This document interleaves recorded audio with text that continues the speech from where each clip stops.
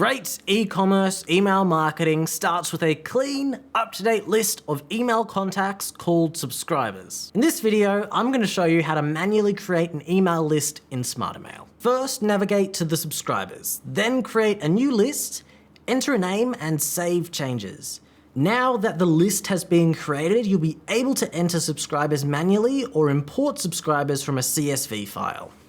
If you decide to import a CSV file, simply click on Upload CSV, drag the CSV in the Upload section and select the columns you'd like to use, such as email address and first name. We recommend to use the skip column option for other columns that you do not plan on using in the future. If your goal is to import subscribers that already exist in your e-commerce platform, then you don't actually need to import them manually. We already imported these subscribers automatically when you installed Smartrmail. If you don't have any subscribers yet, set up an email collection pop-up or embed a HTML form.